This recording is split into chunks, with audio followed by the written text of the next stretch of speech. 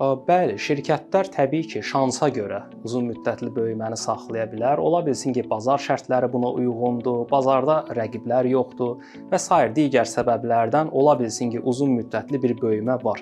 Lakin şirkətlər əlavə rəqiblər daxil olduqca daha da çətinlik çəkməyə başlayırlar və şirkət öz maliyyə intizamını qorumasa, öz maliyyə nəticələrini anlamasa, harada böyüyür, harada kiçilir, harada mənfəətlidir, harada bunun çox ağrılı tərəfləri var. Bunu görməsə, təbii ki, uzun müddətli böyüməni saxlaya bilməz və bir gün uğursuzluğa düçar olmaq ehtimalı çox yüksəkdir. Bunun üçün sizin maliyyə intizamınız olmalıdır şirkətdə, maliyyə proseslərində düzgün planlama və nəzarət olmalıdır. Öz büdcəniz olmalıdır və bu büdcəni necə izləməlisiniz il ərzində, bunu siz bütün proses boyu nəzarətdə saxlamalısınız. Eləmədiyiniz təqdirdə təbii ki, siz uzun müddətli böyümədə, dayanıqlıqda və sağlamlıqda ciddi problemlər yaşaya bilərsiniz.